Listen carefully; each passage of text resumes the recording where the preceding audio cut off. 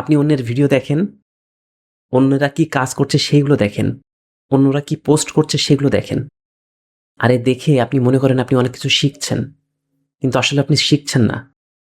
আপনি এখানে নিজেকে নিরাপদ মনে করছেন, কারণ এখানে কোনো ঝুঁকি নেই, এখানে কোনো সমালোচনা নেই, এখানে কোনো কষ্ট নেই।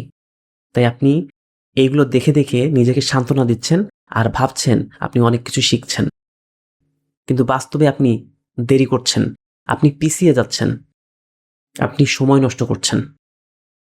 আপনি যখন অন্যের কাজগুলো দেখেন তখন আপনার নিজের ভিতরে ডাউট তৈরি হয়। কিন্তু কেন? আপনি ভাবেন ও তো এত সুন্দরভাবে ভিডিও বানাতে পারে, এত সুন্দরভাবে কথা বলতে পারে, এত সুন্দরভাবে ভিডিও এডিটিং করতে পারে, আমি তো এগুলো কিছুই পারি না। তাহলে হয়তো আমি কন্টেন্ট ক্রিয়েশনে সফল হতে পারবো না, বিনা কারণে আমি সময় নষ্ট করছি।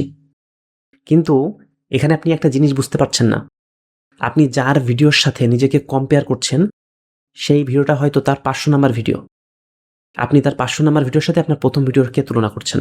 আপনার তো কোনো এক্সপেরিয়েন্স নেই, আপনি তো ভুল করতে করতে শেখেননি এখনো।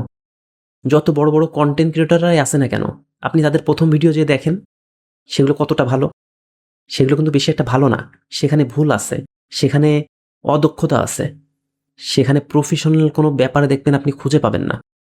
ভিডিও বানাতে বানাতে তারা তাদের ভিতরে এই ইমপ্রুভমেন্টটা নিয়ে চলে এসেছে, আর আপনি তখন ভাবেন যে আমি তো ওই রকম ভিডিও বানাতে পারি না। সচরাচর যেসব ভিডিওগুলো আপনি ইউটিউবে এখন দেখেন, আপনাকে আপনার লেভেলকে ইমপ্রুভ করতে হলে আপনাকে ভিডিও বানাতে হবে। আপনি অন্যের ভিডিও দেখে কখনো নিজের স্কিলকে ইমপ্রুভ করতে পারবেন না। কন্টেন্ট ক্রিয়েশন থিওরি দিয়ে হয় না।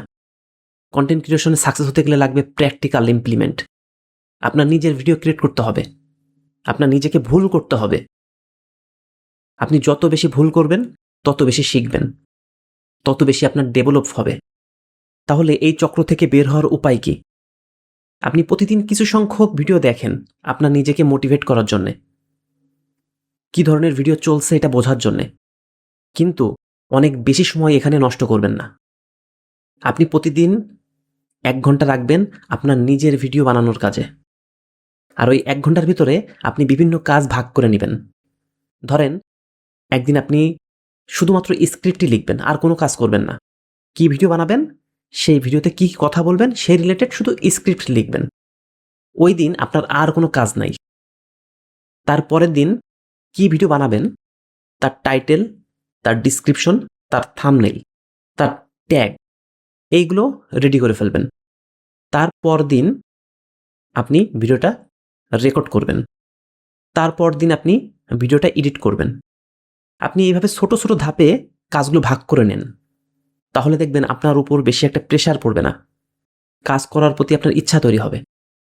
আর এই কাজগুলোকে আপনার ভালো লাগা থেকে করতে হবে, আপনার প্যাশন থেকে করতে হবে। এর ভিতরে যদি আপনার প্যাশন না থাকে তাহলে কিন্তু আপনি সাকসেস হতে পারবেন না। তাই আজ থেকে নিজে ক্রিয়েট করা শুরু করেন।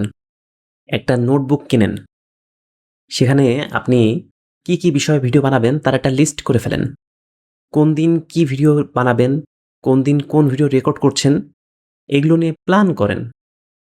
নিজের ডেভেলপের পিছনে সময় দেন।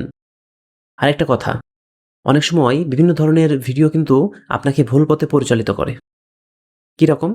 ধরেন দেখবেন এই ধরনের ভিডিও আছে যে এই টাইমে ভিডিও আপলোড করলে ভিডিও ভাইরাল, এই সেটিংটা অন করলে লক্ষ লক্ষ ভিউ। এই ধরনের ভিডিওকে আপনি অ্যাভয়েড করবেন।